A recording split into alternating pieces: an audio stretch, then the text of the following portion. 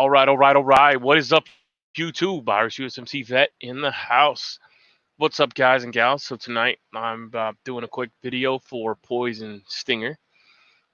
He has requested that I do a video on the 6 firearms I was glad to own, or I am glad to own. So this is a long time coming. Just finally getting around to it. I realized that I don't own half of these firearms anymore, so please bear with me. All right, so in no particular order, we're starting off with the Ruger 1022. So as a child, well, I guess I should go through the other ones first, huh? Let me start off with let's see here. All right, so here we'll start off with this one. So as a child, this was my first gun, technically. It is a M16 Crosman air rifle. It is a pump rifle. It is the coolest thing in the entire neighborhood when I was a kid because it not only took BBs, the magazine was attachable that held BBs as well. There was a little slot on the side that you slid over and poured the BBs in. But like I said, you could carry the BBs in the detachable magazine. And also, it would take pellets. So there was a little clip that held 4 pellets. And then the middle hole was to shoot BBs in. So that would be my first gun that I owned. I love that thing. I wish I still had it. But my mother passed away 2 years ago, and my father-in-law has not been able to find it. So maybe it's still out there. If it is, I'll bring it on if he returns it to me. Did I say father-in-law? I meant my dad and my father. Yeah, so if he finds it, I'll definitely bring it on here. All right, so the next one is another gun I owned. This is a Splatmaster paintball gun.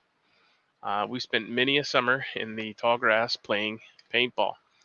It takes a single tube filled full of 10 paintballs in the top, a CO2 cartridge that goes in the bottom, and the little black button on the back there. You have to push that in each time, and then make sure you tilt it up in the air so that the said paintballs in the tubes would slide into the paintball tube.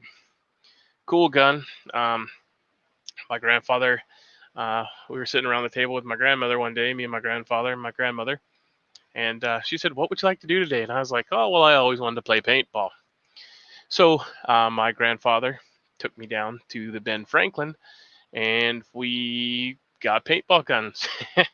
And my grandfather played paintball with me. So it was a cool time, you know. And then I got to take them back to my house, and you know, me and the neighborhood kids, because we had 4 of them, we got to play.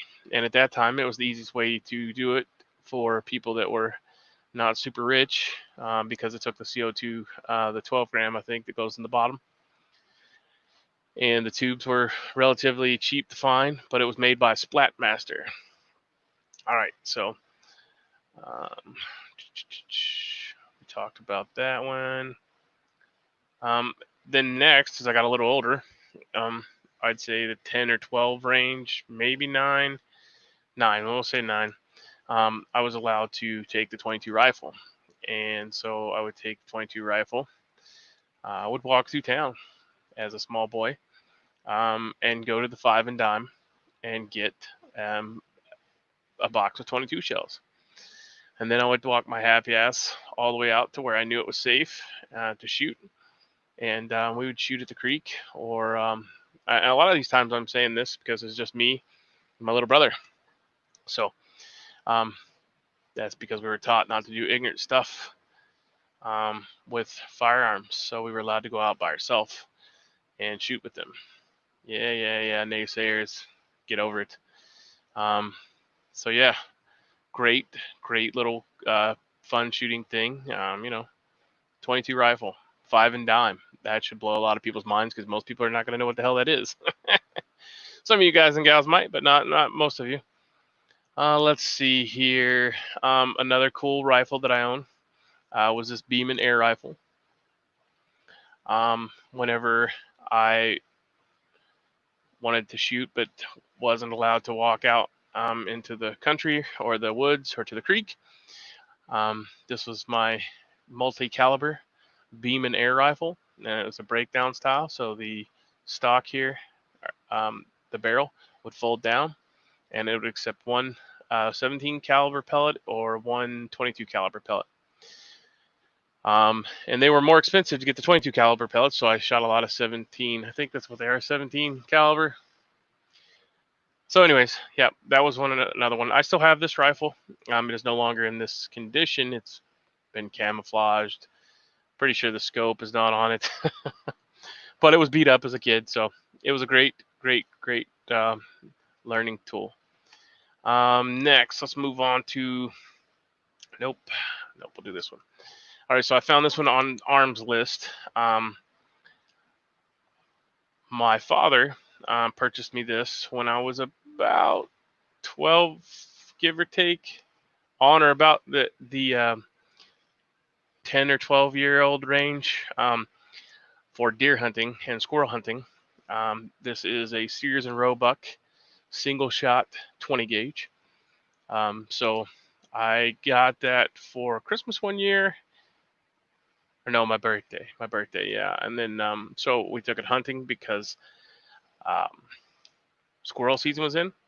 So yeah, that was a lot of fun. A lot of great memories associated with that. I think I still have that one, but I'm not sure. It's probably in my father's safe out at my mom and dad's house. So I'm sure it's out there. I just haven't asked for it back. So yeah, great shotgun, especially if you're just learning. Cool story here on this.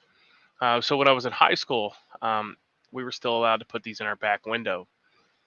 So in my truck, this was in a 2-gun rack holder in the back window, and we were allowed to go to school with those in our back window. Same thing with the 22. Like, you could take that to school. We shot at school at targets before, and had a shooting club. Mainly because we knew we'd get the shit beat out of us if we done anything stupid with them. So there was no problem about taking firearms to school, because we knew that what they were and how to treat them with respect. And we were taught from an early age that they cause damage and hurt things if you use them improperly. So anyways, moving on. Let's go on to this. This, I don't own two, but this is a shotgun similar to the one my grandfather gave me. It is a Savage Arms 12 gauge hammerless double barrel shotgun, and that little thumb tab right there breaks it down. And one side is a full choke and one is unchoked. So if you shoot a slug out of one side, it will break open this breech here. So yeah, gotta be careful of that. But anyways, this was my gun as I got a little older. So that's why the 20 gauge is out in my father's safe. This was what I used to deer hunt, and is a fantabulous gun. It has a gold bead at the other end, which you can't see on my screen, but an actual 22 karat gold bead for the sight on the very end of the barrel. Pretty cool. I slayed a lot of deer with that, and a lot of turkeys, and some squirrels too. And let's see, that's more than I'm supposed to do, but since it's, it's kind of been a while since I was supposed to do this, I will go to this one, the M16A2 service rifle. This is one of my firearms I'm glad to have owned while I was in. This was my service rifle, or similar to my service rifle. Yeah, that's about it. And that was a Marine Corps issued weapon.